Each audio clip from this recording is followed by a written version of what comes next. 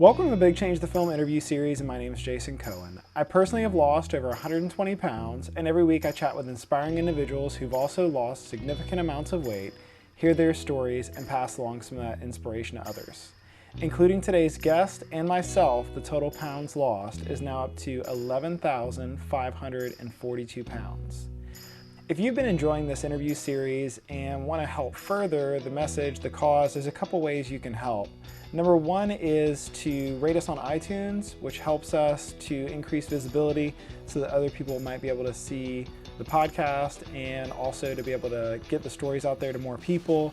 Also, please subscribe via YouTube, hit the thumbs up button on each video, and if you subscribe, it'll let you know when we have each new video out, as well as I provide updates for the film in there. I also have an email newsletter email list, which I actually haven't sent out any emails yet, but I will in the future. You can sign up for that newsletter at bigchangethefilm.com. There'll be no spam, it's just really updates on the film and what I've got going on with this project. And lastly, I do sell t-shirts through the bigchangethefilm.com website. 100% of the proceeds from these sales go towards the production of the film and the podcast. I don't keep any for myself. It's really just to get this project to keep moving and fund anything that's associated with the cost of producing the film and the podcast. I want to also thank Health IQ for their sponsorship, and here's a little bit of information about them.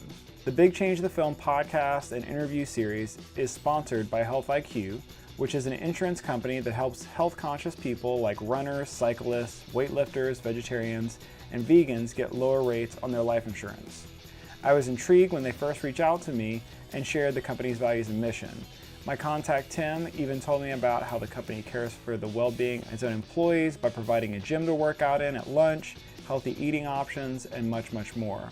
Health IQ can save health-conscious people up to 33% because physically active people have a 56% lower risk of heart disease, 20% lower risk of cancer, and a 58% lower risk of diabetes compared to people who are inactive. 56% of Health IQ customers save between 4 and 33%. They have special rates for those who live an active life, and you can get additional savings by submitting your data through apps like Strava or Runkeeper. Health IQ is the official life insurance partner of USA Weightlifting, Roadrunners Club of America, USA Triathlon, and many more. Go to healthiq.com/BCTF to learn more. Again, that's healthiq.com/BCTF, as in Big Change the Film, to learn more, to help support the show, and to see if you qualify. I appreciate what they're doing with their sponsorship, and 100% of it is going towards the production of this project. Thanks again, Health IQ, for the support. This week's guest is Kate McGoey-Smith. Kate, not long ago, was 120 pounds overweight. She was a type 2 diabetic. She was on a lung transplant list. She had heart disease, as well as she was on a list of medications that she says was a page long. Kate ended up watching Forks Over Knives. She decided to teach herself how to cook while she was still legally blind and wasn't able to stand. She's since lost 120 pounds. She's restored her eyesight, reversed her type 2 diabetes, and restored so much more of her health. We have a great conversation about her incredible story, and I hope that you enjoy it. Thanks so much. I'm here with Kate McGoey-Smith. I saw her story on Forks Over Knives and reached out. So first off, Kate, maybe we could just start off with a little bit about where you're from and how much weight you've lost, and also thanks so much for spending the time with me. Oh, you're very welcome, Jason. Yes, I'm from Calgary, Alberta, Canada, which is in the western part of Canada.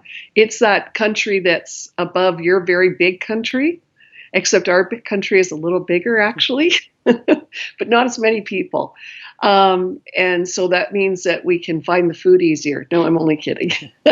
And Calgary is known as Cowtown, actually. So we're surrounded by mountains on one part of our side of our province, and on the other, like a lot of prairies on the other side. So we're and around a lot of cows, actually. So there's a lot of cattle country here. People actually, not just for Halloween, but every day wear cowboy boots and hats and walk with, saunter into a donut shop and that kind of thing. Wow. And then you've lost a bit of weight. What's your total weight loss at? And I hope never to find it again.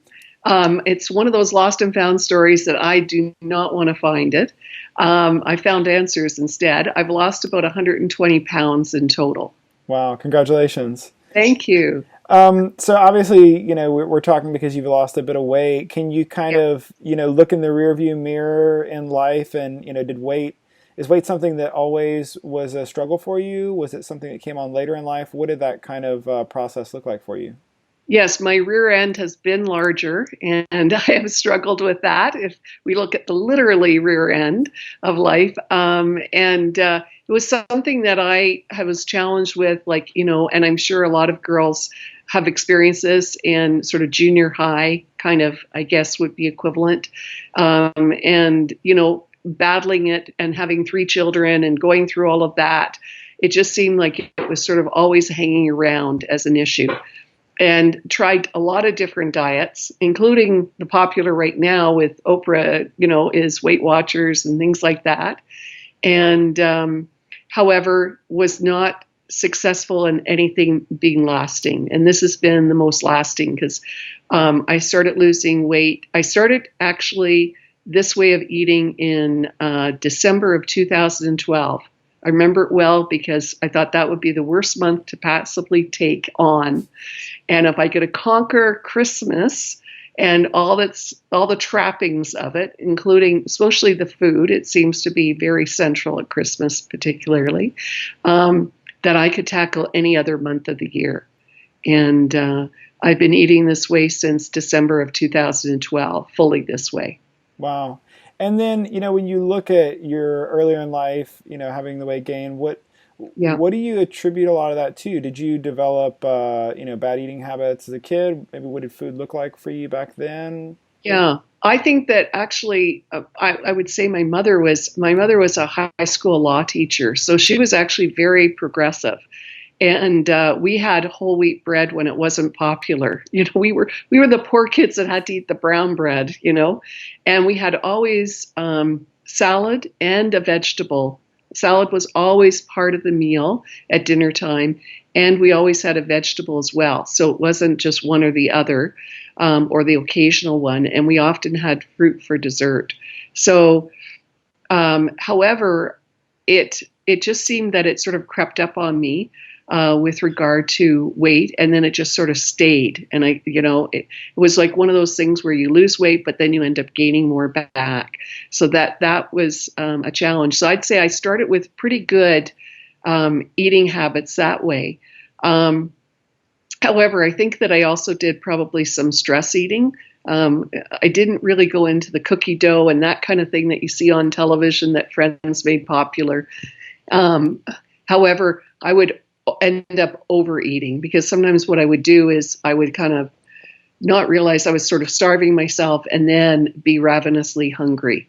And so that was part of my challenge. But I didn't get into, I would say, really, that might be a form of disordered eating in the sense, but I wasn't like a true anorexic or a bulimic or anything like in that kind of category at all. And then so I really was on the standard American diet, even though I'm Canadian. We've borrowed a lot of your customs and probably partly the window diet. As time got busier for me and everything, you just pull up to a fast food place and order that window diet. And then my husband and I began sort of a journey of real interest in how do we improve how we're eating. And I met Hans Deal way back when, and Hans Deal has been credited, depending on who you read, with actually the title of Forks Over Knives when he was being interviewed. He had suggested sort of a title like that. That's what the sort of folklore is with regard to it. And he had come to Ottawa, which is the capital of Canada, not Toronto, as some people think. And this is when we had our first child, I believe. And so he belongs to the Seventh-day Adventist Church, which I'm not a member of, but they have in their sort of religious practice, a very strong component of it is that they look at their bodily health.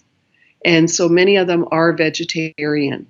So we were really intrigued and we started doing that. But then, of course, got distracted with more children and life and everything else. And but we sort of went on to being vegetarian diets, but not really healthy. I would call them the sad. I would say it was the sad vegetarian diet. I like to refer to it, or and they sometimes call the sad vegan diet, and separate the two. Because I gave the example, you can go into McDonald's and you can order fries and a Coke, and that's vegan, actually. However, a whole plant-based person would go in and have apple slices and water at McDonald's. So there's quite a bit of nutritional difference and calorie density difference in those two choices. Yeah, for sure. So, I'm just curious, were there any things, being 120 pounds bigger, Yeah. what was life like? What kind of limitations did you have? What was the day-to-day like? My husband still referred to me as the Energizer Bunny, but my work was fairly sedentary because my background is I'm a former registered nurse, so I worked both in the operating room and at the bedside. In fact, worked in your country in Houston, Texas, at Methodist Hospital there, where we had over 17 operating rooms.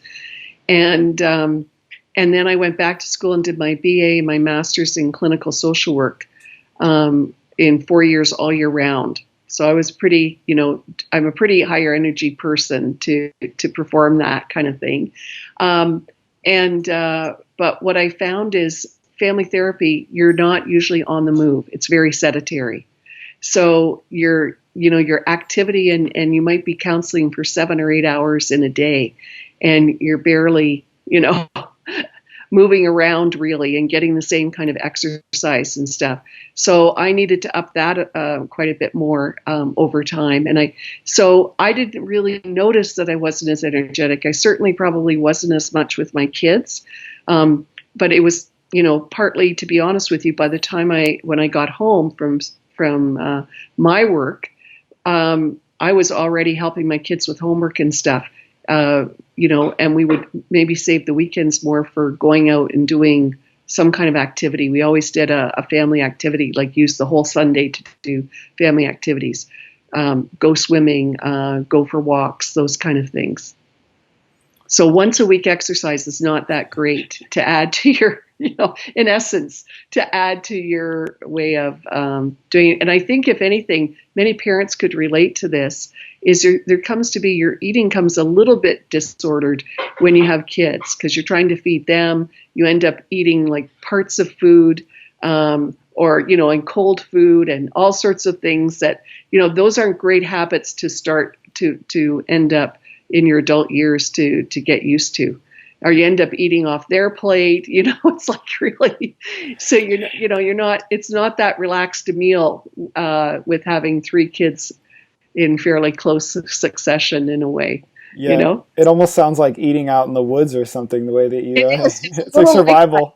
Like, you feed your young first and then you're like, what scraps can I have? And I'm sure any parent knows this, is you realize that you don't even realize you may be eating even more, because you're starving yourself then because you're trying to make sure you've got that meal on the table, you're feeding everybody else. And lo and behold, then they don't eat everything. You go, oh, I'll just clean this up, because I also grew up with the notion, and I think a lot of people have, is my parents were very much like, you can't leave anything empty on your plate. And yet I don't know how you predetermine for someone, this is the amount you should be eating necessarily, because there's times that you're more hungry and less hungry. And it's really helpful. So you get out of tune with how, are you really hungry even? Because, you get into set meals and those kind of things. Yeah. So, reading your story online, it sounds like you kind of had a bunch of medical issues. Yes. Can you kind of take me through those and what all that developed into? Well, I was certainly like that, the car that you've been driving for a long time, and then all of a sudden everything starts falling apart. And you go like, oh my God, it's the muffler, it's the end, it's all these kind of things. What the heck? And the tires aren't going too. And that's almost what happened. That's what really felt like it happened to me. In a fairly close succession, I was going to a gym on about 3 times a week. And then on top of that, trying to eat healthier and stuff. And I had lost some weight on my own. And, it sort of ended up creeping back up when I noticed that I was having what started out with about a year before in 2006, had a persistent cough. And my job at the time was to start. I had been working on this project. I was already 5.5 years in, and my job was I was assigned to start from blank paper an on-site free counseling program for kids from kindergarten to grade 12 for an entire rural-based school board. And by the time I ended up having to stop working because of illness, I was supervising 12 counselors in 13 school sites. And I had started the program as a single person delivering the services. So you can imagine it was a very big school board and a lot of work to do. And what happened was I noticed I was having a meeting with all the counselors, and I had a dry cough. And that was in September. And in June, the person said to me, who was meeting again, all the counselors were meeting again, and one of the counselors said, "Kate, you still have this cough." And I had not, in the work that I do as being a social worker, you're quite other-centered. And then being a mother, like, you're very other-centered. So it's like, everybody comes first, even the dog, before you.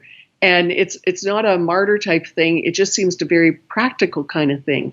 And then I started to notice that I had been quite fatigued that year. I usually jumped up. I grew up in you'd have to understand the system. I grew up in an all-girls school in high school. When I say grew up, I really felt like I did. We wore kilts and everything, and we were taught to dress in about 2 minutes between gym or else you really paid a price. Our gym teacher was really strict. So I used to just jump into my clothes practically every morning. I had very high energy. My husband called me the Energizer Bunny, and I would be so excited to start the day. I would be just like, and that after a while that year, I was just getting up slower. I found it harder to get dressed. I didn't understand. And I thought, I've just been doing way too much. It's now doing the program, helping my kids, being a homework helper every night. It's just starting to catch up with me. And I kept dismissing it. I guess that's called denial. And finally, one day, I noticed that my swelling was so bad, I literally found it difficult to sort of stand up from a sitting position. And I said, I've got to go to urgent care. And we have urgent cares are like mini hospitals, mini emergency rooms that are out in the community. And I went there, and that's when I was diagnosed with type 2 diabetes through some blood work. And I was really quite shocked. And then I'm being a nurse, I was like, geez, I should have known better. But I had put the fatigue down to something else. And a lot of people are walking around with being diabetic and don't know it as well. I'm probably in a majority of people that happens to.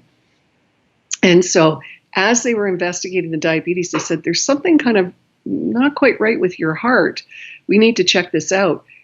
Well, 9 months later, they found out I also had severe sleep apnea. And it was my sleep specialist who said, you know what? We have this all the time with hearts and sleep apnea. My mother had sleep apnea. She was not overweight. It seemed to be, people also know it can be a hereditary thing about having a smaller jaw and your tongue falls back into it when you're sleeping. And so therefore you end up having, your breathing ends up that it stops at times, and then you kind of go, and you have a big deep breath. Some people, if they have a partner and they hear snoring and then the snoring suddenly stops, there's a gap, there could be and then it comes back, it could be a possibility of sleep apnea. And so it's worth getting checked out, because I ended up being on a CPAP machine that feeds you some, blows that air in so that your tongue stays back and you get a full air passage. And I slept much better. And she said, it'll take about a year, your heart will remodel, you'll be fine. Well, they did some other tests. I went to the sleep clinic at the hospital overnight. I did that twice. I had blood gases, all those kind of things. And that's when she diagnosed me provisionally with idiopathic pulmonary arterial hypertension, which is a very rare disease. It only affects 2 to 4 in a million, and it's high blood pressure in the pulmonary arteries of the lungs. And so, in fact, you don't have high blood pressure that people normally think of, that it's, it's actually, you have very low blood pressure that you're walking around with. So you're subject to fainting and dizzy spells as well. And and then 2 weeks, I had to wait 2 weeks.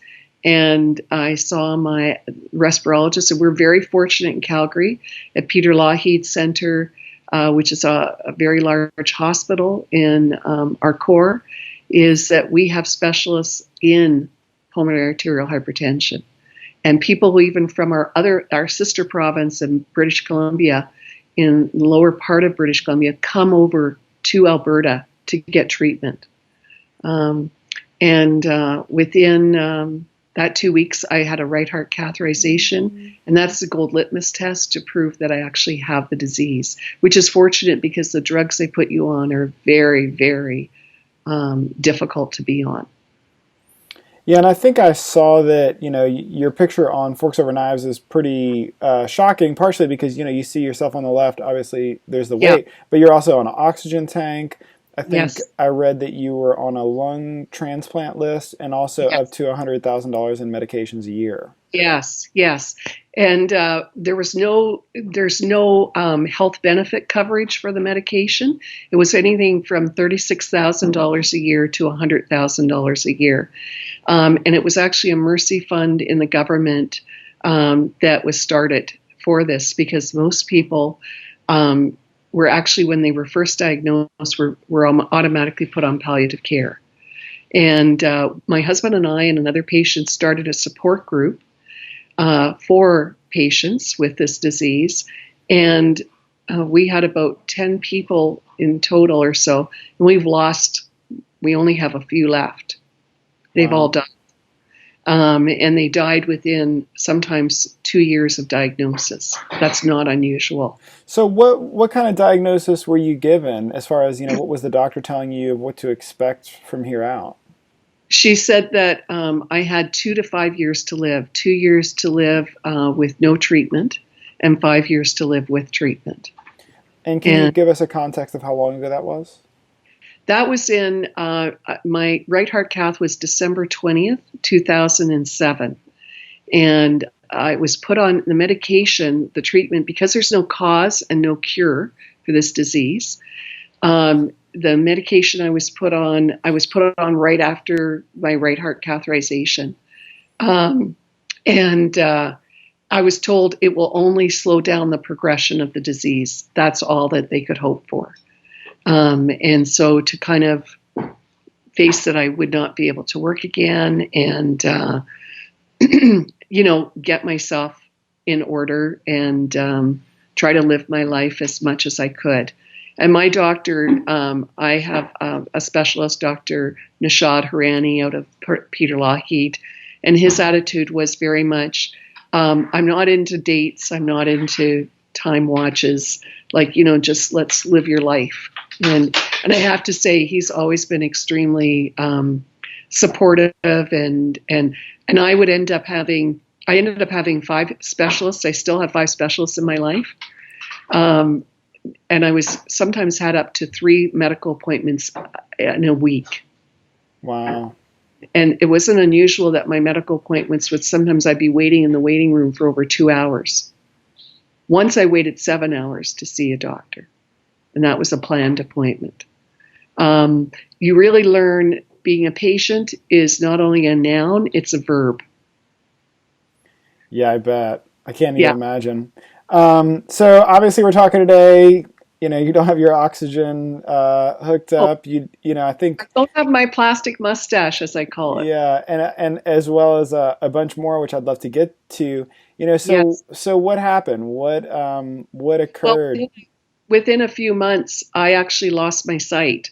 And I was legally blind. So just for people to understand legal blindness, is even people who are blind, sometimes they will see shadows, or depending on how the light hits, they can sort of make out something, perhaps, or an outline or something. But when I went to go brush my teeth, for example, and I looked in the vanity mirror, all I'd see is a black hole. I could not even tell where my mouth was. So I was like, kind of felt like sobriety for people who brush their teeth. I was like trying to find it. And I would say, being a good Catholic girl, when I went to the door, someone would come to the door, all I'd see is this big bright light, and I'd go, okay, God, I know, don't walk toward the light, just a little too soon. So, I mean, you can tell that I've had to find my humor as best medicine kind of approach. Yeah. Because that's the only way to have fun with suffering, is that you've got to make it into something. You don't want to waste it. You want to make it purposeful. And that's always what I've worked with clients in my therapy practice, is how do we turn wasteful suffering into something purposeful? And because there's no point in just suffering for suffering's sake. So I found that those were some of my experience. Another experience I had is I was, we lived in a rural area just outside of Calgary. And if we were to have to take a taxi cab to go to an appointment, it would cost $80 just one way. So it was just way too expensive. So my husband and I would drive in the morning with him when he went into the city, and I would end up staying all day, and I'd sometimes have to stay at a mall. So there you can imagine, I was like a living elephant man.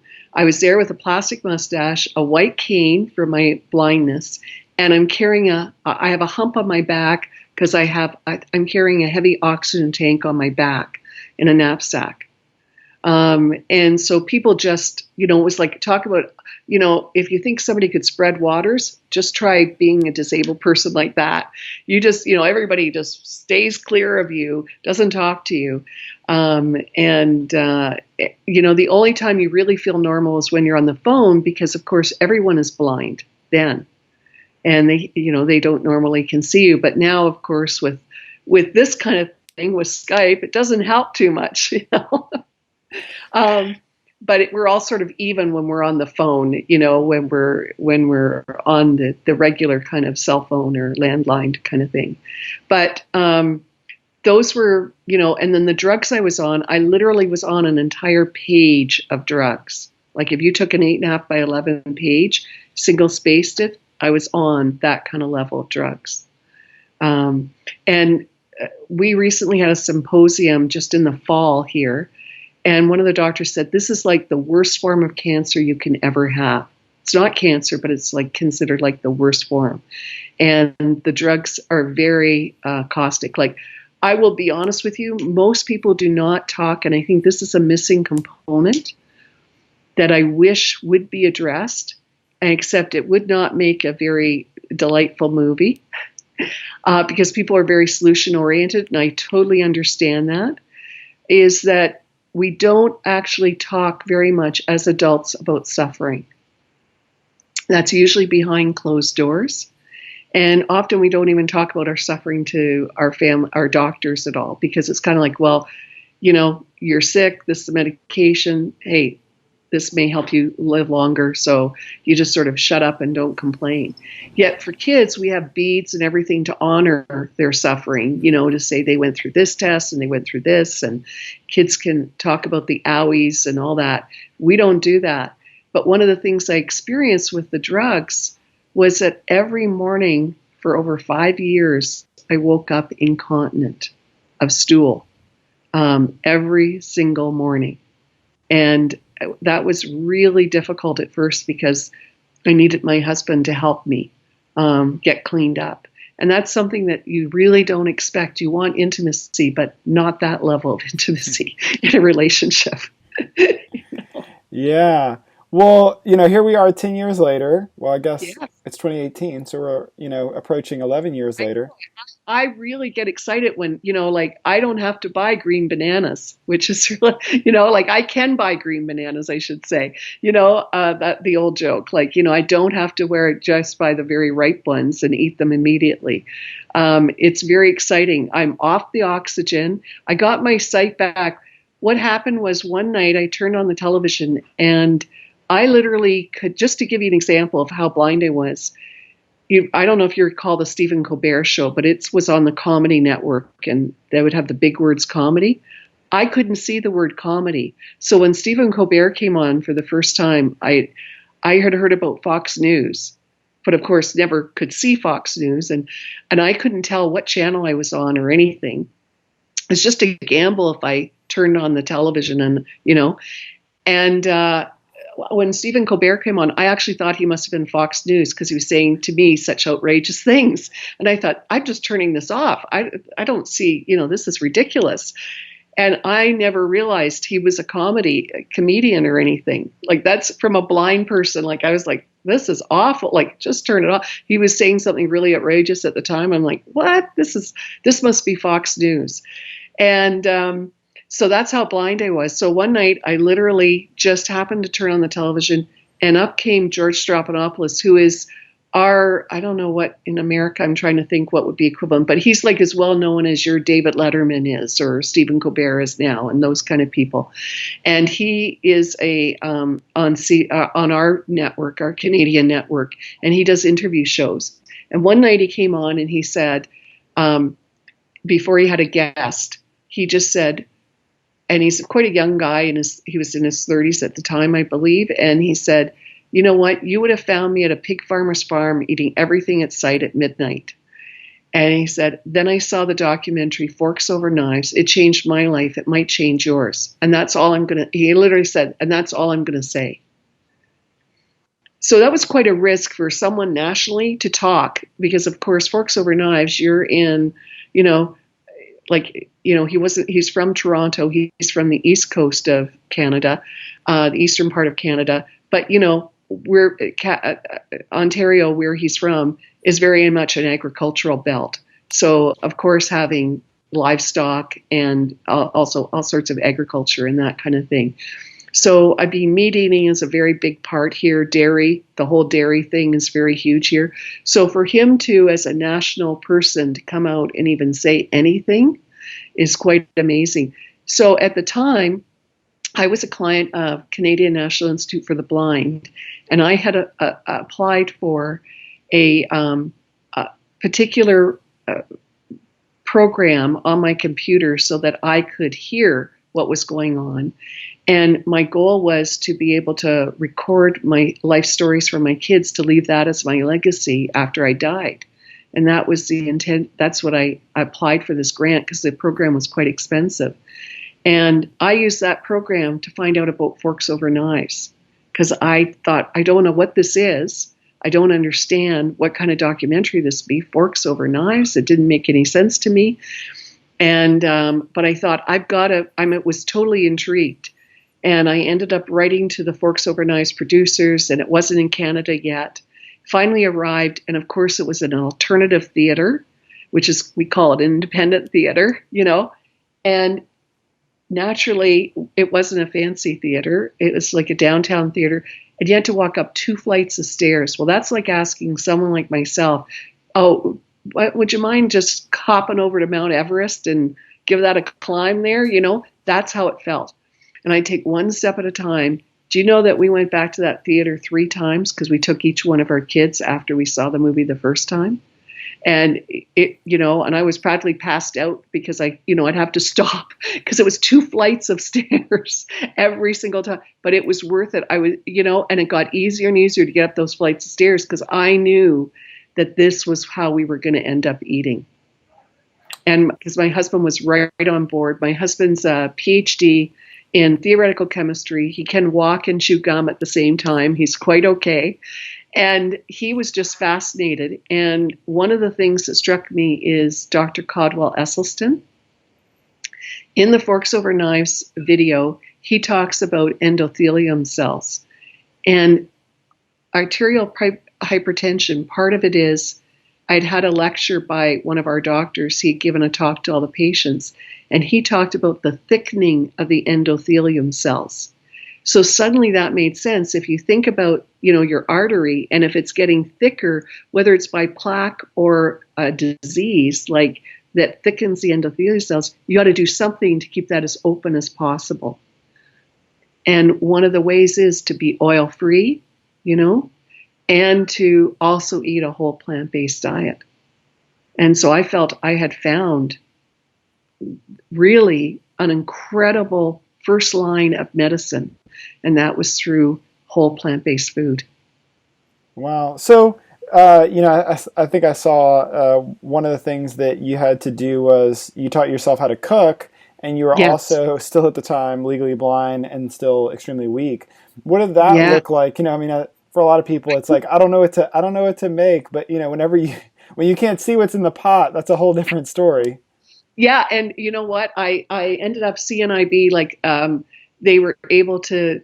They didn't give me cooking classes, but I did talk to instructors so I wouldn't burn down the house. Or, of course, I didn't have, because I had my oxygen on. We never could have a gas stove or anything because that's a little bit too dangerous. You could kaboom, really. Um, and what I did, I was so weak, I literally could not stand at the kitchen island to cut up anything. Like I couldn't even cut a carrot at the kitchen island because that would take way too long. I would be so weak. So that I thought, how am I going to do this?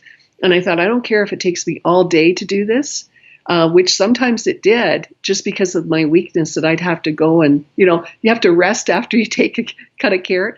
But so I would sit at the dining room table and I would cut up my husband would wash the vegetables for me ahead of time and I would cut them all up and do that kind of thing. And the one part that I used to honestly get cuts on my fingers was trying to cut mushrooms because I really had trouble. It's very fine. So I found out there's such a thing as sliced mushrooms that are already, you can buy them.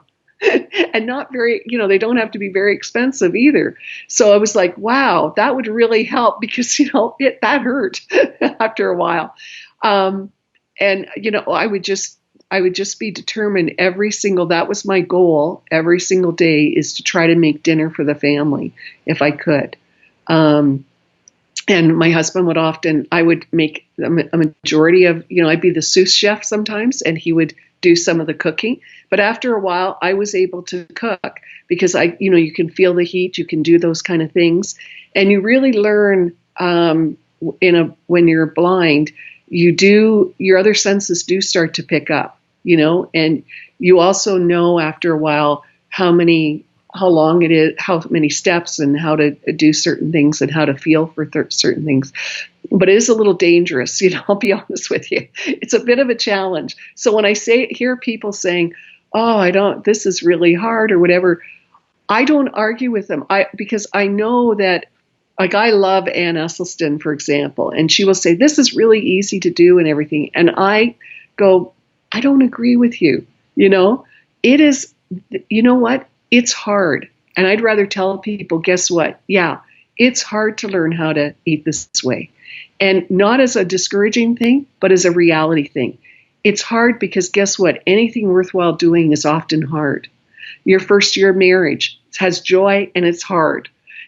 Having a first child, it's not easy. Have a third child and it becomes hard again, So there's many things that we do that are hard initially. And as over time, they become easier and easier. The cook I am now is absolutely incredible to the kitchen klutz and cooking challenge person I was back then, I wonder if at some point, and maybe this is a stretch, but I wonder if at some point your professional development would not help you to frame that in a way to understand, like to tackle things, to take things one step at a time, and Yes. your experience in that professional realm, and all that education helped you to become from the kitchen klutz to the chef. Yeah, I think if you're suggesting that, did I borrow a cup of sugar from my other work experience? I absolutely have. I've really felt fortunate. Having a background in nursing and social work has really helped me live life. It's really great for living 101 because you get a perspective. And I got to work with people. Some people would see them as very troubled people, very problem-oriented people. I saw that I worked with people of courage. When someone decides to make a change, if we at least admit, yeah, it's going to be hard work. It is going to be hard. And we don't sugarcoat it and we don't say it's like really easy. Then all of a sudden you say, okay, what's the hardest part? And that sometimes creates a lot of anxiety for us. And what we know is people who are feeling anxious often avoid a lot of things. And the very thing that's the hardest, you should start with first, because then everything else is easy. So that's what I would do. I would do my very hardest task, believe it or not, first thing in the morning when I had the most energy, because then everything else seemed very easy. in comparison. That might also be why you decided to start eating healthy in December instead of January, like everybody else. Yeah. And, it was very fortunate too. Right at that timing, I had a very high motivation because a friend of mine was about 35 and she had the disease I have, IPAH, and she ended up getting a lung transplant. And unfortunately, she never got out of the hospital, 6 months in the hospital, and she died following the lung transplant, had a lot of complications. And it was just I was so devastated by that I was crying at my computer, and up popped, just as computers do, they continue functioning, and up popped an email from Dr. McDougall where he was offering for the very first time a 5-day program. And it was something that was possibly in my reach financially because, of course, my husband would have to go with me. Being blind and on oxygen, you could have taken me for a car ride and I would have thought, oh, am I in Paris now or am I in Russia? Where am I? You could have convinced me of anything.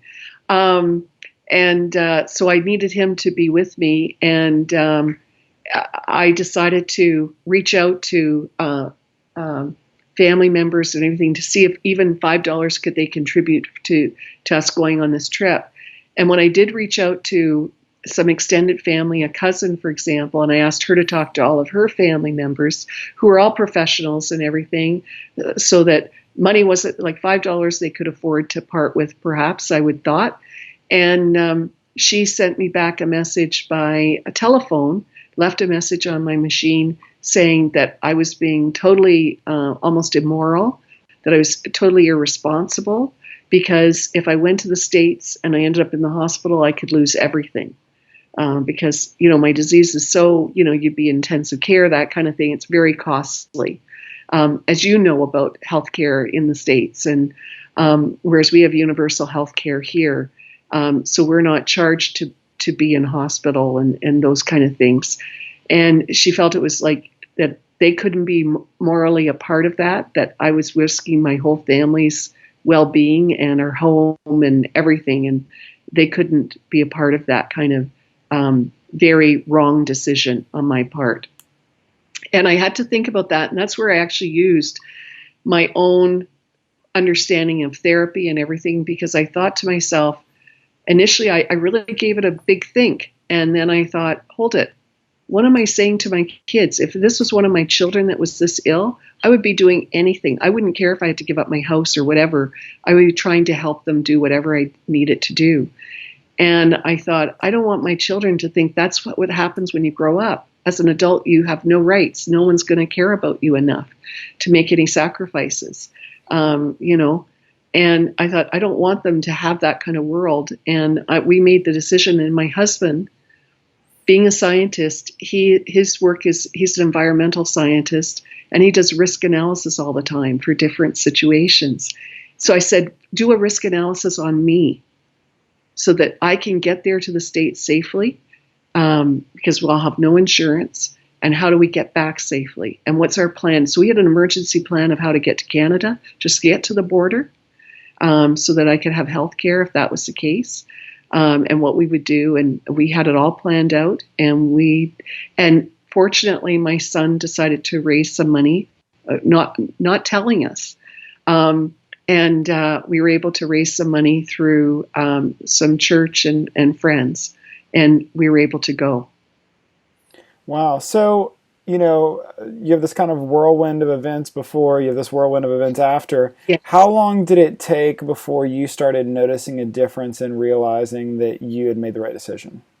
Well, I didn't actually start even exercising till about 2013. So, and I noticed it started actually with my eyes.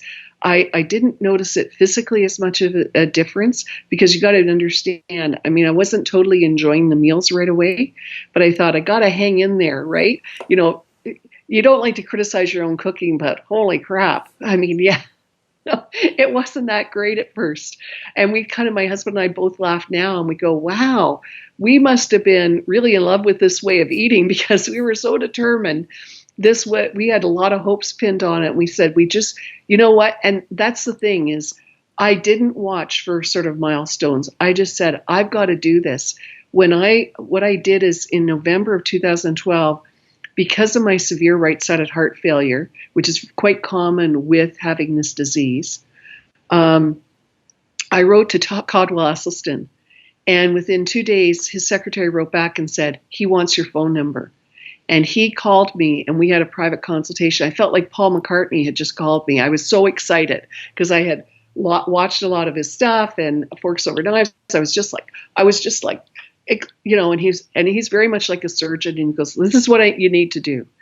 And so he really emphasized for me to eat 6 greens a day, steamed, a fistful of greens at breakfast, lunch, and dinner, and in between meals. And he loves it if you eat it at bedtime as well. And so that's what I did. And I started doing that. And I also went to then see John McDougall.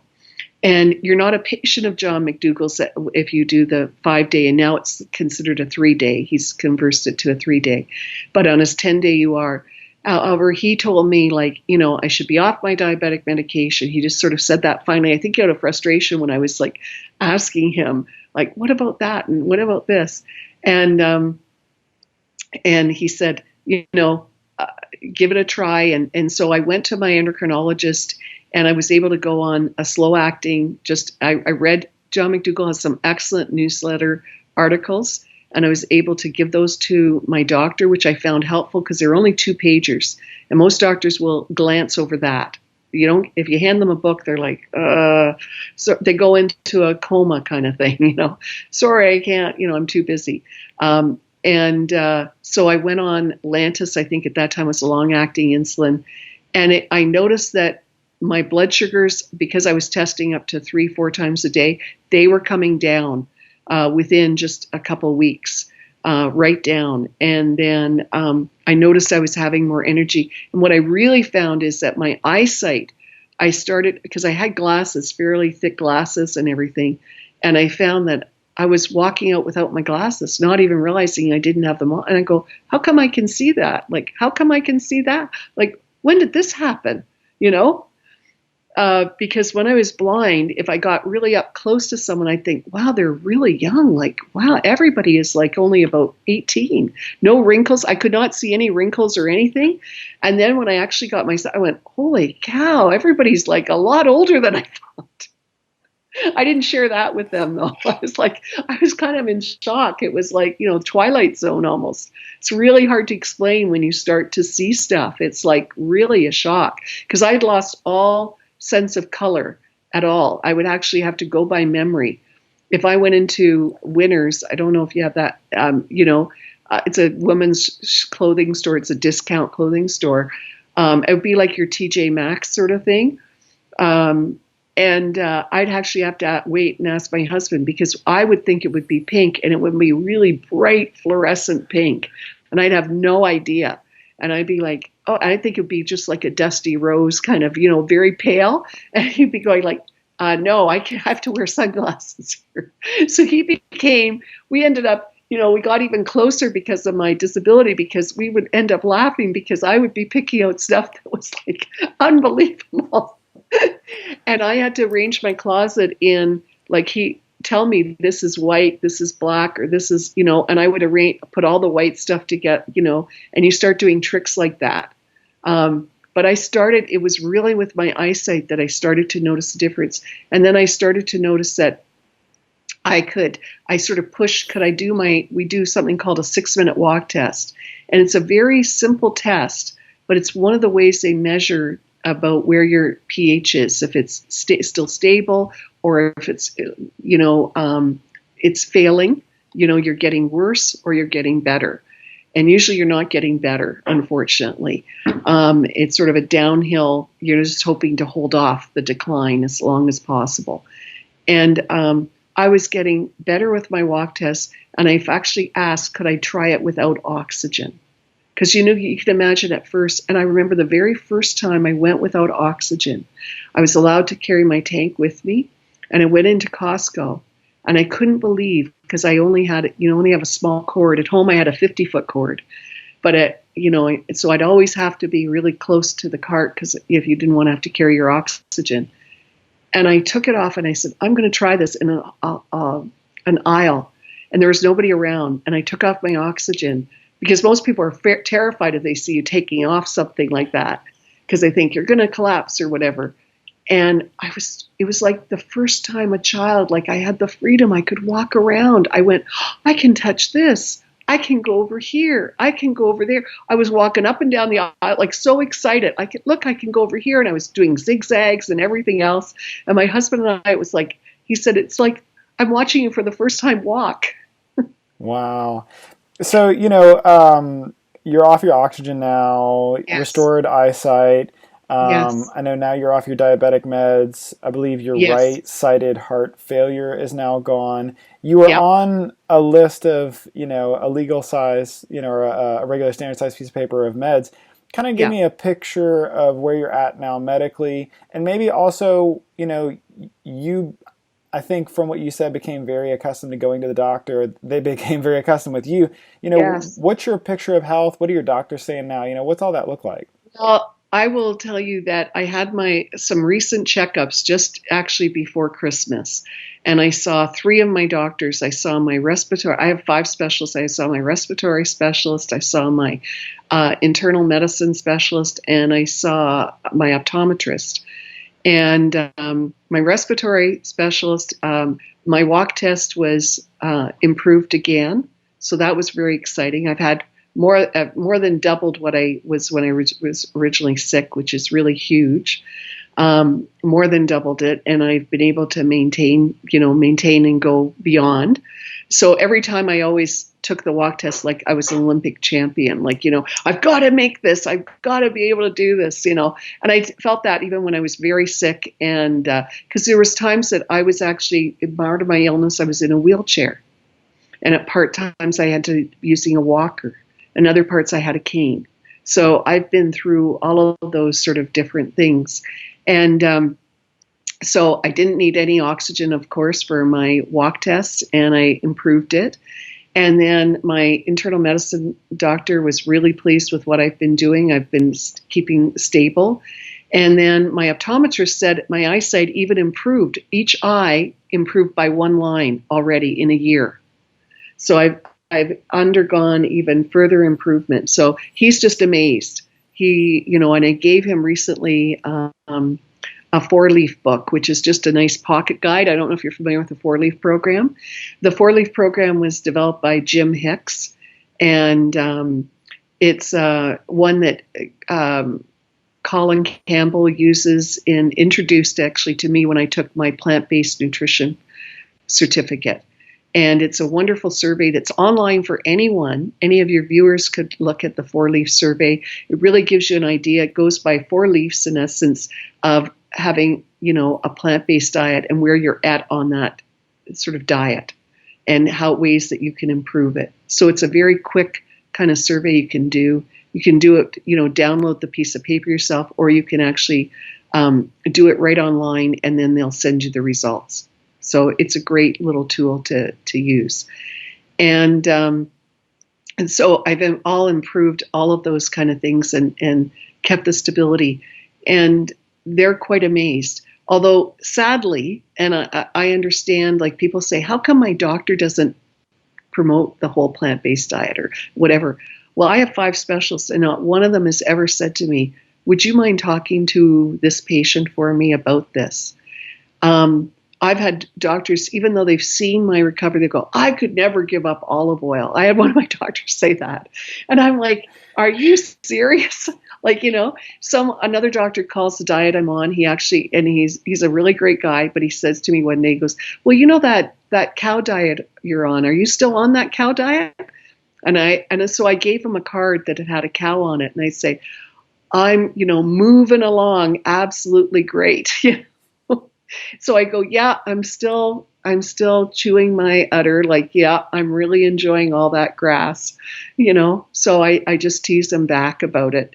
But it's sad to me because many doctors have grown up on a hospital diet, and most of them will at least admit now hospitals have the worst possible food, and so they still don't make the connection that food and their reasoning is no one will ever follow this. It's just too different. They won't follow it. They won't comply.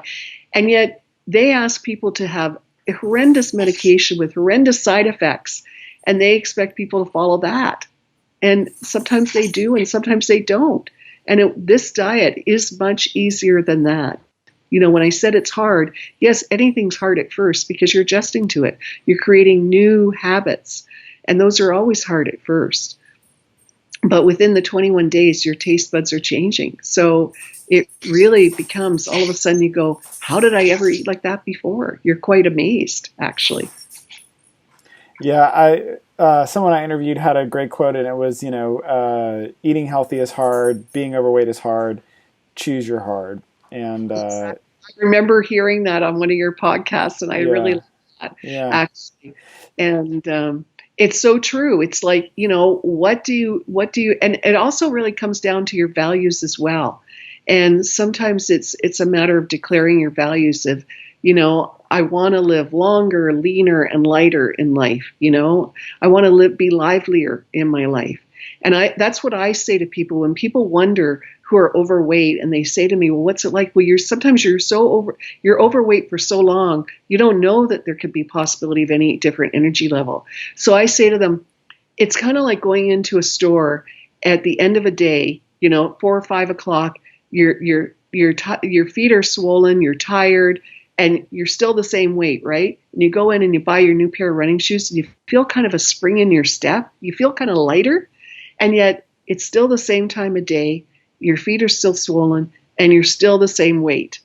And guess what? The difference feels like that running shoe. That's how I feel eating this way. I just feel lighter, a spring in my step. My food budget's gone down, my toilet paper bill's gone up. But it's such an efficient process. You feel lighter because you're having this high fiber. You're really eliminating well. You're just like you're sailing through some of the stuff that normally you don't have, that sort of grog fog after dinner, and that you're kind of bloated and you can barely get up off a chair. You're ready to actually continue living your life. So I'm thinking, you go from, they're telling you have 2 to 5 years to live. You're sitting in a mall, quite literally by yourself, blind, legally, with a cane and an oxygen tank. Well, I even had somebody stop me at the mall, just to tell you a really quick story. An old gentleman came beside me, and he goes, hey, and I was really fatigued, and I would have to stay at the mall most of the day while I wait for my husband. So I would just sit quietly sometimes because of being so exhausted. And he goes, so you're blind? And I said, yeah. He goes, geez, you're kind of like a total waste of space. He said, if I were my goodness, and I'd shoot myself. And I'm thinking, I don't know if this is a very safe place for me to be right now, because and people put a lot of judgments on you. And that's why a lot of women, for example, will not go with their plastic mustache or anything. I've had people say to me, oh, you smoke or whatever. I never smoked or drank in my life. That's the irony. You know what I mean? And I'm like, I have led a very boring life, according to some people, and I'm like, and I just, turn to that person and I just sort of go, you know what? I didn't cause it. I don't have a cure for it. And you know what? This is what I'm doing. And it's amazing about people, the judgment calls and what people will do. And yet now I don't get those comments at all, because, people are actually kind of intrigued about what I'm doing. They'll still go kind of like, well, how can you eat like that? And those are the people I know that it's not worth having a dialogue about. And I don't mean that they're not worthwhile. I'm just meaning I'm not going to be the messenger and shot down for it. I'm not willing to risk my health to have a connection with them. What I'll say to them is, I'll tell them, you might want to look at John McDougall's work, Esselstyn's work, or whatever, whoever it is, and look at them. And then only if they come back to me do I give them some more serious answers. But let them, to find out if they're really a customer for possible change rather than just curious. Yeah. Well, I'm just thinking about, the drastic difference between before and now. When you look back upon it all, were there any moments, were there any shining moments where you thought like maybe I can get out of this, or had like what prevented you from getting to the point to where you did just completely lose all hope? Because for a lot of people, they kind of almost get to like a cliff, and then they think that the only way to move from there is basically like it's just going to be off the cliff. It's kind of over with. Whereas for you, even though you had all that stacked up against you, you still saw that there was another way out. I think that two things that came to mind, two experiences. One, Dr. Esselstyn in the film Forks Over Knives, if people have a chance to review that again, is that he talks about the fact that there is no morbidity to this way of eating. You will not be harmed by eating this way. That was really reassuring to me.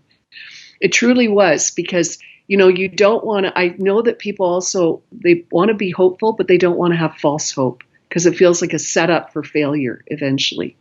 And so I went, okay. And the other thing is that when I went to see John McDougall, he said, you know what? Make a plan for yourself. Don't just do the 21 days. Like, I really put on my researcher hat. And that's something that I've taught my kids all to do, about be real researchers of a problem. And what I said is, I went there December 1st, started the program in 2012. My birthday was April 8th. I said, between now and my birth, I'm going to follow this way of eating. I don't care. I'm not going to look for any results. I'm not going to look for them at all. I'm just going to eat this way, and I'm going to see what happens. But by golly, April 8th, I'm going to have anything I want. So sometimes I went to bed dreaming of, I'm going to have a banana split on my birthday. I'm going to have this on my birthday. I'm going to have that on my birthday. I had all these plans. And I didn't normally dream about food, to be really honest with you. I didn't. But every once in a while, when I would want to do that escape, I go, well, okay, April 8th, I can have whatever I want. I gave myself permission. And I said, before that, I won't even say whether I'm a failure or that. I'm just going to evaluate it on April 8th. April 8th came, and I remember I had my permission card to do whatever I wanted. And those thoughts of the food went less and less as I started enjoying the food more and more. And April 8th came, and you know what? I did not want to have anything. I did not want to have the banana split. I did not want to have, because I was starting to feel better. I just noticed it in very tiny little measurements of a little bit more energy, a little bit more of that. And that's what I hung on to. Even with the naysayers and the doctors kind of going like, are you sure you want to do this? Is this kind of crazy? And I thought, I don't have anything to lose, because this isn't going to be a diet that harms me. And the other reality is, being on the lung transplant list, one of the things they check for is they've got to do a whole screening that you don't have cancer, you don't have all these things. And as I read, what I did is, as I was eating this way, I began watching more videos. I began trying to read what I could. And you got to understand, my reading when you're blind, it would take me, I was like a little kid learning how to read. I could read the first part of a sentence. By the time I finished the sentence, I couldn't remember what was the beginning part. It would take that long to get one word, 2 words. So the computer was really helpful. I made an agreement with myself that I would try to find something every day to help stimulate me, to feed my motivation, to feed my value system of that I wanted to live longer, that it was important. When I got my issue with my eyesight, my retinologist said to me, my husband was fortunately there, because you sort of think, did I really hear this correctly? And I said, well, what can I do? I'm losing my sight. And he said, Kate, you have a choice between your eyes and your lungs. What do you want to do? And you know what? For a lot of people, that would have been a very difficult decision. And it's not that it didn't hit me. I'm very human. But all of a sudden, it came really fast. I was given a real gift, because it just, all of a sudden I thought to myself, this isn't a hard decision. I need to be around to hug my kids. Doesn't matter if I can't see them. And so it was a very easy decision. And so many times I've been put in a position of having to declare, I want to live, I want to live, I want to live. And when you're put in that position of having to make those declarations very out loud to people and really fight for your life, that's a huge motivator to keep on eating this way, and then discover actually how honestly delicious it is. And it is delicious now. Like I could try to eat out something and I still go, I'd rather go home and eat because I really love food. I do. I'm not ashamed to say I love food and I love eating it. So why not choose exactly what I want to eat, and have it, and health and delicious are compatible on the plate. They truly are. Yeah, I think, whenever your reason for living, for making the changes, for all that is so strong, Yeah. people often say, well, how can you just eat this every day or whatever, and then you show them either a literal picture, or you paint a picture through, Yes. description of what life was like before. It's kind of like the perceived, which it's perceived Yes. trade-off is not even remotely worth it. It would be a horrible trade or a horrible investment if you considered it from that aspect. Right. And the thing is, though, the other magical thinking is, and we're sold this by society very much, by the marketers of all the weight loss and everything is, well, once you lose the weight, everything will open up to you. You'll find the relationship of your life. You'll find this and that. And the truth is, no. You know what I mean? It just, that doesn't happen. And so that's what's the discouraging part. Like, what? I lost it. And that's why people lose it and it's gone in a second, because guess what? None of this magically happens. You still have problems. An overweight person or underweight person or a regular weight person, everybody has problems. And once you realize we all have the I'm not enough story, all of us have that in us. We all have problems in us. Problems are part of life, and it's just a matter of how we tackle the problems that makes the difference. Then, you know what? And I find it's a lot easier to tackle the problems in this body, feeling this way, than it was before when I was overweight, feeling exhausted, being on oxygen and that kind of thing. This is easier. That's the part that's easier to tackle my problems in life. Um, being as well as I can possibly be. Absolutely. Well, a couple just quick questions, kind of in closing. First off, you kind of hinted at a little bit of it, but what would you tell somebody who's on the fence and who's wanting to make those changes, who's wanting to change their health around? What would you tell them on day one? Well, I would say is go into it like a researcher. Go into it saying that you're not married to this, that you're going to, date it for a while and see how it goes, and be open to that. And even maybe give yourself a date and say, give yourself 3 or 4 months to really try it, because you're going to have times where you fail. You might have slips. I call those sudden lapses in planning. You're suddenly out and you're really hungry and what am I going to do? And, those kind of things. And be able to also build in some motivators for yourself, because motivation changes all the time. Now my motivation is to not only keep the weight off, but I may want to lose a little bit more if it's possible. And so it's like, okay, how can I keep motivating myself? And that motivation does change over time. So you need those stimulations. We brought to Calgary Dr. Esselstyn and Ann Esselstyn last year. This year we're bringing Dr. Lim, and Dr. John McDougall will be live on Skype for the question and answer period. And Dr. Lim is the new medical director for Dr. McDougall's center. And he's coming up from Santa Rosa, California. And we're going to have them in a 2-day Why and How Summit in Calgary, Alberta on April 27th and 28th of 2018. So we're doing that. What started as a gratitude project for me is that we're doing this. We hope maybe it'll be an annual event, but we're having it this year. And we've extended it now to 2 days, so that we want to give people the why, but we know that we're even spending more time on the how. We want to give people really practical suggestions. We'll have food, cooking demonstrations and all that kind of stuff, and all day, and we'll include a lunch with that. So we're really excited about that, the summit that's coming up. It's that kind of thing, and talking to people, I have an oil-free this Thursday.